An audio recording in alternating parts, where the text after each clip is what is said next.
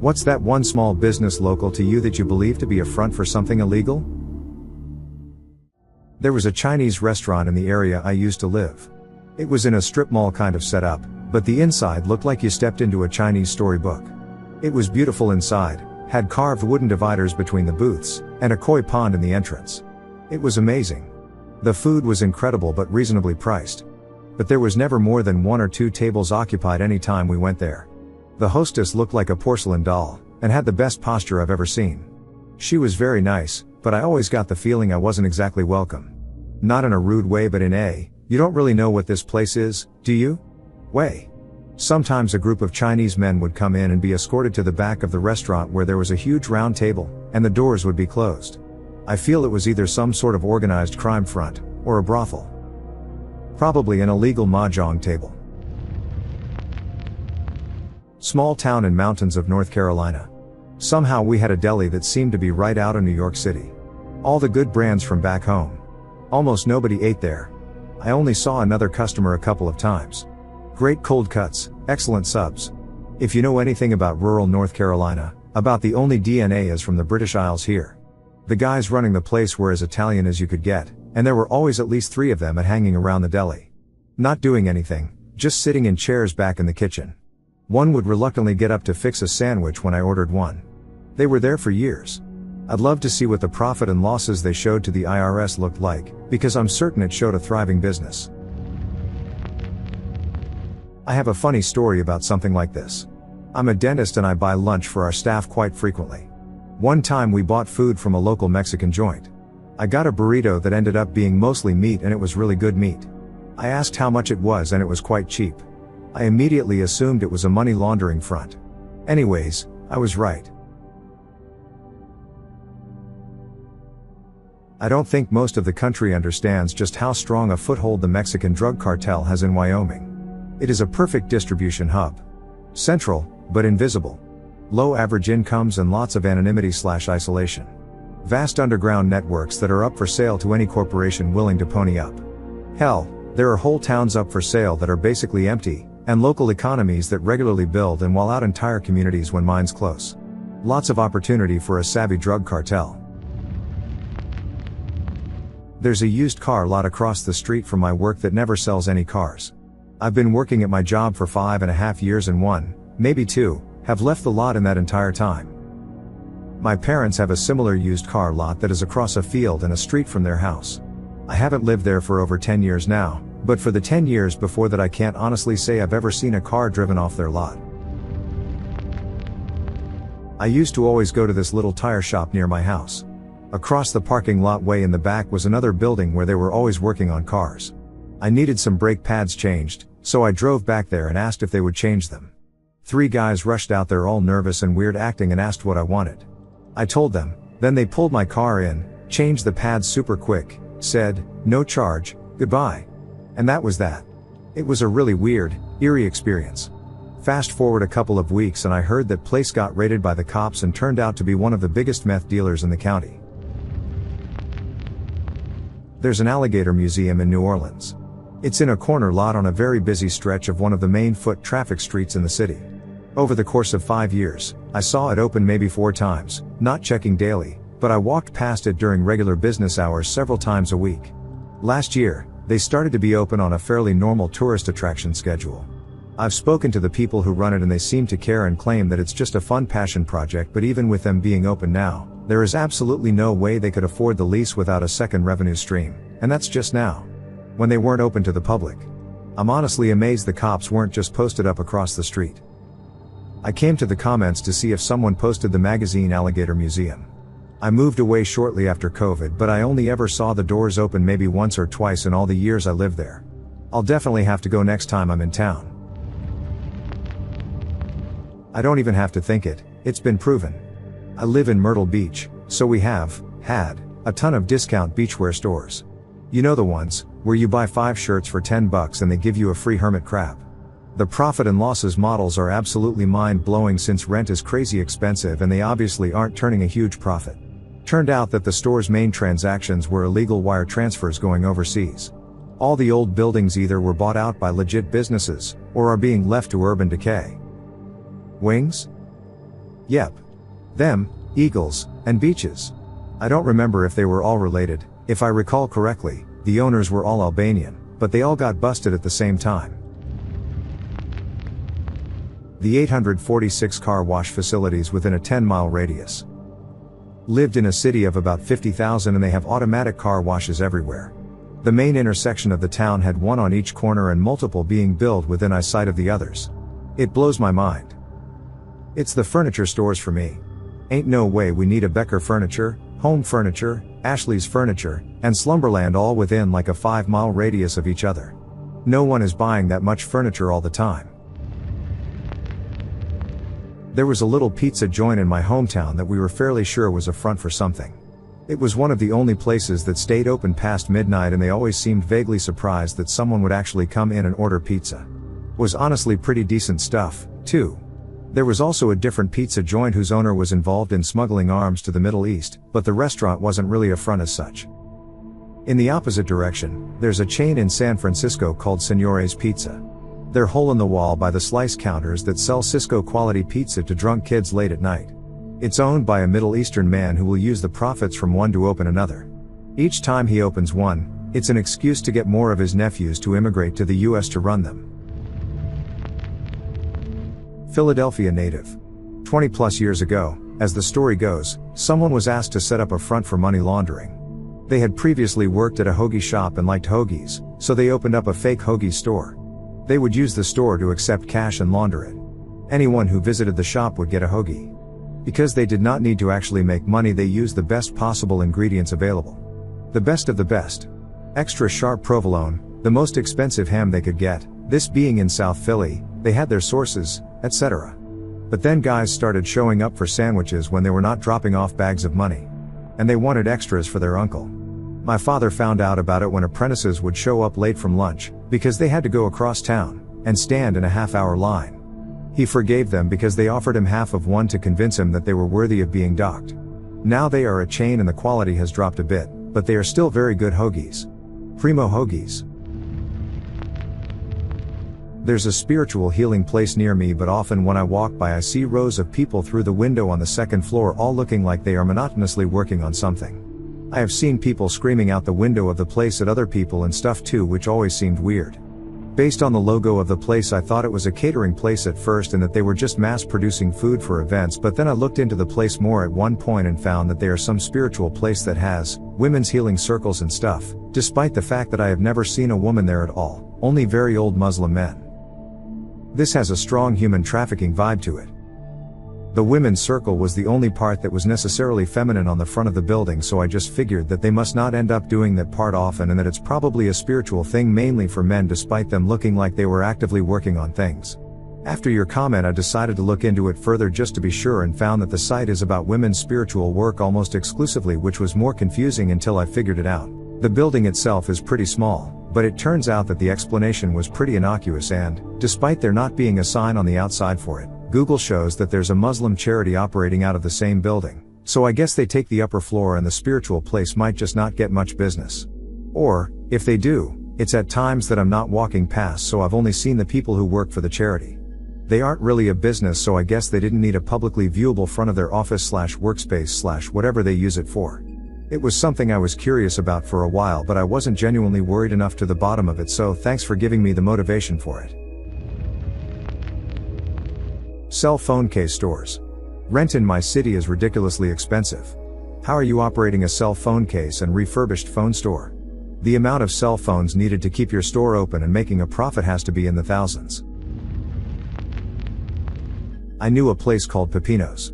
It was absolutely mafioso, and when I walked into a venue that seats maybe 200 with only 5 guys present for the lunch special, I got a lot of shifty eyes on me.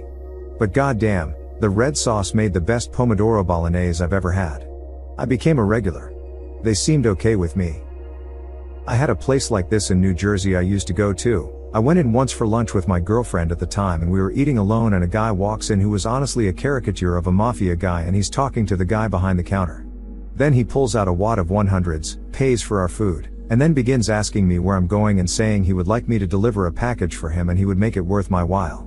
I stood up saying sorry, we had movie tickets and needed to go, and he blocked my booth with his body and yelled, "Sit down," and then lectured me about the disrespect after he paid for my meal. We got nervous and basically sprinted out of the place once he drifted to the side a bit while he was talking and never went back. I would not say the food was as good as your mafia place though, so I'm good not going back. Bummer. I can't remember the name of the Chinese restaurant, but me and my girlfriend went to a place once because we were in the area and had just moved to town, and we walk into this buffet style place. There's 2 other parties of people sitting inside eating. And maybe 2 servers working the counter and floor. We walked in, and the second we did, everyone looked at us like, "What are you doing here?" And we continued to get those looks by the other customers every couple minutes while we were there. When we left, we both said the same thing. Do you think that's a front for money laundering or something? Literally all the late night massage parlors. I live in the burbs of Melbourne, and every few blocks there is a massage parlor open until midnight. There must be a dozen within a square kilometer, and that's not uncommon in all the surrounding suburbs too. There's probably a few hundred on this side of the city, maybe thousands.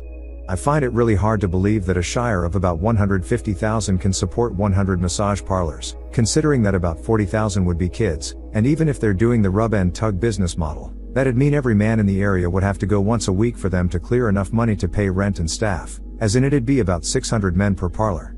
I'm just assuming that the books say they had clients booked all day, every day, who all paid top price in cash, and that's what they tell the tax man to launder the money.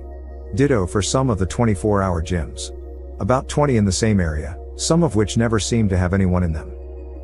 I live in a part of Helsinki that's exactly the same regarding massage parlors. They're all over, and I've literally never seen anyone go in or come out of any of them, despite having lived in the area for over a decade. This isn't a cheap neighborhood, either, although it was traditionally more working class about 30 years ago. The commercial rent must be extortionate these days. I've always assumed they're money laundering operations for organized crime. I worked as a chef in a cafe in Newtown, Sydney, back in 2003, 2005. Cash in hand job, paid at the end of every day. It was owned by 3 Lebanese brothers, who I knew were dodgy in one way or the other, but I didn't know how much. Turns out the cafe was just for money laundering their organized crime syndicate. I found out when one of the owners, this 6'2", 120 kilograms bald brick of man, was on the front page of the Daily Telegraph, face down on the ground with a federal cop with a machine gun pressed against the back of his head with the headline, "Career Criminal Caught." He had been busted for extortion charges for running a protection racket on Oxford Street. Dude was eventually murdered by a rival gang many years later, shot at the doorway of his own home.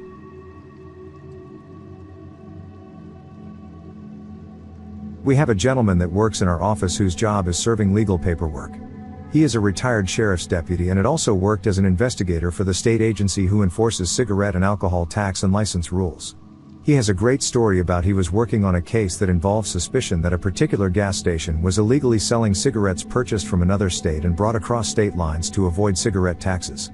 He and his partner pulled up in the parking lot to prepare to go inside and do a spot check for the requisite tax stamps and paperwork.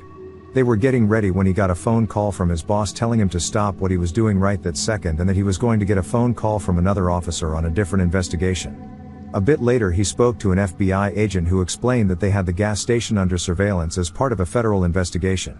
Later the owners of the gas station were arrested in connection with a money laundering investigation where they were sending the money to Afghanistan. There was an Italian restaurant that I had never been to. My brother was visiting from out of town and we decided to try it out. When we went in, the people working there didn't know what to do, like they didn't expect people to sit down to eat at their restaurant. We were the only people there. It was so sketchy and the food really wasn't good. We saw 2 pizzas go out for delivery while we were there. Our guess was drug dealing. It closed not long after and is now a burger joint that's doing really well. It's been over 10 years ago, but there was a pizza place in Dallas just outside of downtown off 75 that if you ordered a pizza with a specific topping they'd include a gram of coke and charge you according like it was just an expensive pizza. The pizza was good, the drugs weren't. I heard from someone. There is a dentist in North Jersey. My buddies and I rented a 3-bedroom unit above them. The back stairs inside the house connected our unit with theirs as well as to the basement. There were countless nights where we'd be woken up at 2 or 4 a.m. to tons of noise in the basement, and a van would come and go during those nights. We complained and they said it was simply the hours we make our dentures. One day they left the basement open and we drew straws for who would venture down. I unluckily drew the short one and ventured down. There was no equipment, there were some scales and tons of unmarked boxes that we've never seen the dentist use. They are 100% a drug front. A locally owned cafe run by sort of relatives. It's a small, family-run and cash-only eatery. To my knowledge they still sell their burgers and stuff for like $1.50 to $2, so super affordable. The couple that runs it live in a very expensive home and take multiple vacations a year. I'd guess that's just a trust fund kid who wanted to run a cafe, get away from the corporate business their parents were in. A lot of boutiques are basically someone's hobby. More often it is someone who inherited a building in a shopping street with a home on the top and a storefront in the bottom, and they are just living off inheritance and keeping the store open for nostalgia/loneliness.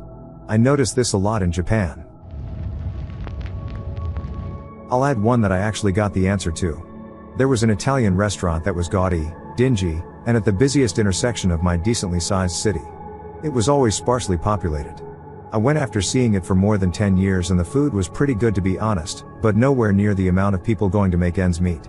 Far forward a few years, my friend is in sales at Cisco. He informs me that intended it does lose a ton of money, but they have a downtown location in a major city nearby that supports it. It was the original location built by the dad, and the two daughters who run it now both don't have the heart to let it go as they're still making money. During COVID they finally did close it, but it had been a running joke in my family since '98 that it was a front. There's a kebab place with very similar looking background in my hometown. Basically no one goes there, as the food is all kinds of bad. The place has the worst possible health report rating a restaurant can have while still not being forced to close. But somehow that place has existed for over 10 years with no one ever eating there and it having like 1 point something Google Maps average. Many reviews comment it's like the people working there don't want to make food and are inconvenienced when someone steps in. I know for a fact that the Popeyes in my town is a front for money laundering. I have been told this by many people. And it makes perfect sense, because it is the only Popeyes that I've ever been to that sucks. And I mean sucks. One time they didn't even cook my apple pie. More times than I can count, they have screwed up an order or just didn't care until finally I complained. A few people I knew in town all told me the same story. Money laundering. There's a Mexican restaurant in my town that's mediocre at best. The workers are undocumented immigrants. I know this for a fact. The owner is also from Mexico. In the last 6 months the owner has bought and opened a very nice food truck, probably $30K. Remodeled various parts of his restaurant, probably another $30K. He has bought a building in town and renovated it into a gym, which was then destroyed by a tornado, and he rebuilt it with no insurance. He told me this. Now he's bought another building in town and he's turning them into apartments. I have a background in business, and I know his restaurant isn't funding all this. Suspect. American Candy Shops in Oxford Street in London, a main shopping strip, has outpriced most of their stores over the years into closure, and all of a sudden there's an American candy store literally every 4 or 5 stores from each other. All totally empty. There's some YouTube videos of people questioning them and random civilians all start harassing and threatening them. A very obvious crime circle, almost certainly money laundering, but it seems to be accepted. I mean empty customer-wise. Full shop supplies, 0 customers. These are stores I used to see packed, whether it be DVD stores, electronics, whatever. They closed and now have empty American candy stores. How is that possible? I've only ever been in a couple just out of morbid curiosity, and the weirdest thing I found was that almost none of the items in the shop had pricing labels on them. Even our hole-in-the-wall style shops have prices on the shelves around here. It's also quite suspect that these shops are obviously all interconnected but have slightly different names on them, despite the font style being the same: American Sweets and Vapes, Kingdom of Sweets and Vapes, Kingdom of Sweets, etc.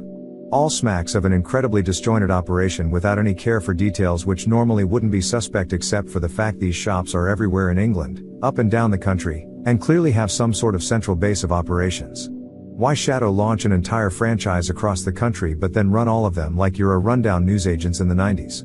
Forget the proliferation of barbers, I'm certain that some, if not all of these shops have links to organized crime.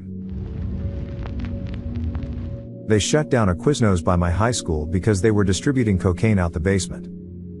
The meteoric rise and fall of Quiznos 20 years ago or so was just bizarre. Nobody had ever heard of them. They made a commercial, they opened everywhere, people liked them, they stayed business. Then everyone quit going and they disappeared. I miss their food, to be honest. Mattress stores. Never see anyone at them. It's suspiciously suspicious. Honestly, based on my professional experience, which I can't legally detail here, I'd wager a good portion of them are money laundering fronts. The challenge is in law enforcement having a justification to investigate them and then having enough to get a warrant.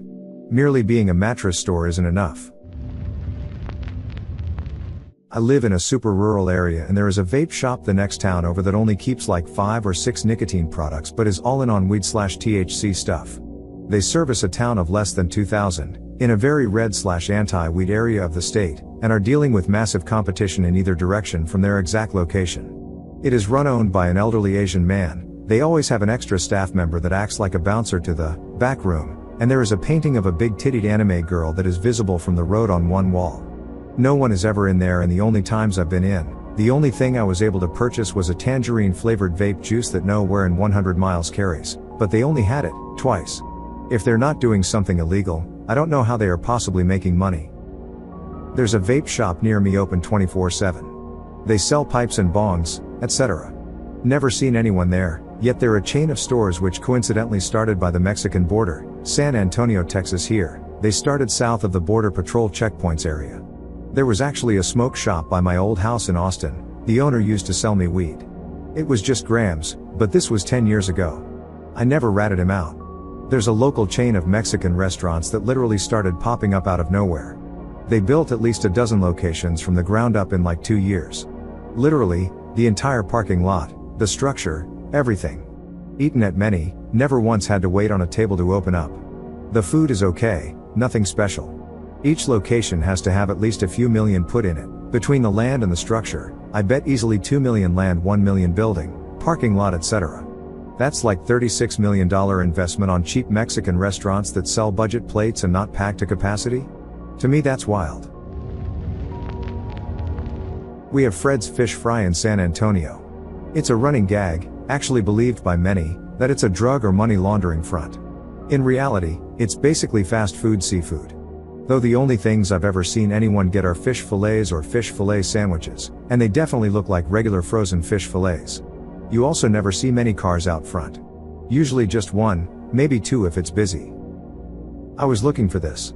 Also from San Antonio. This place has been open for decades, and it's consistently not busy, except during Lent. It's hilarious and a local conspiracy theory. Love it. I live in a condo in Florida. Pretty high up.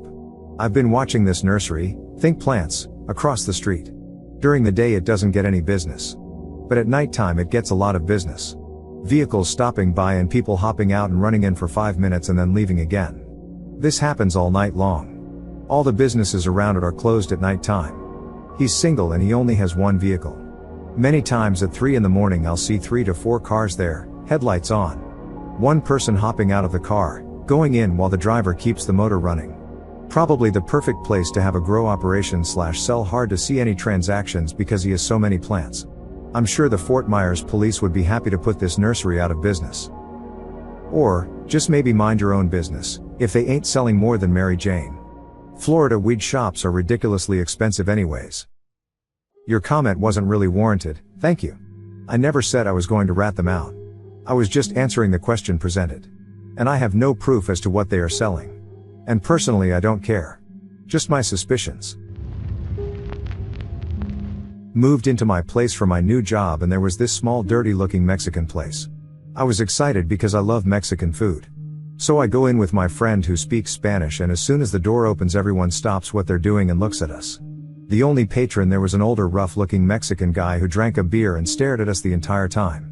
We get to the bar and my friend tells the bartender lady we want to order food to go. Just then, people start pouring out of the back of house and a girl pops up from under the bar looking very surprised and wipes her mouth. We leave once the food is ready and the food was awful. I ordered tacos, they have meat taquitos from a freezer. I go online to look at reviews from this place and it gets really weird. All the reviews were about the girls that work there, saying they are great and they always come back for this one or that one. TLDR, pretty sure that was a brothel. The name of the restaurant? El Taco Baja.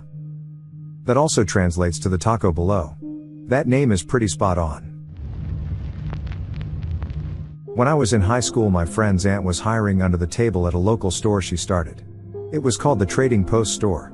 It was an old house that used to be a bridal shop. My friend's mom lived in the upstairs attic. Anyhow, we sold a local dairy's milk and snacks along with other knickknacks. There was an electronic slot machine in the back. It was a small place. I'd get maybe a few customers in an evening. At the end of the day I'd pay myself out of the register and lock the money up in the safe upstairs. We kept very basic paper logs of sales. There was always a lot of money moving despite nobody seeming to shop there. Job was immensely chill though. One day I went to work and the door was locked, so I called my friend's mom to unlock the door. She seemed frazzled and said that her sister was sick in the hospital and that they would be closed today. Okay, cool. The next day the newspaper said she was in jail with a $1 million bond for fraud and embezzlement. Apparently, she had been busted before for stealing money from Big Brother's Big Sisters and was doing something similar for another organization. She was using the store to try to move money but was not much of a criminal mastermind, I guess. Nice enough lady though. Her daughter was my age at the time. She ended up running and was on the lam for a few years before she got picked up across the country because her boyfriend shot himself in a hotel and she called it in. Definitely the most interesting story to come from a job I've ever gotten.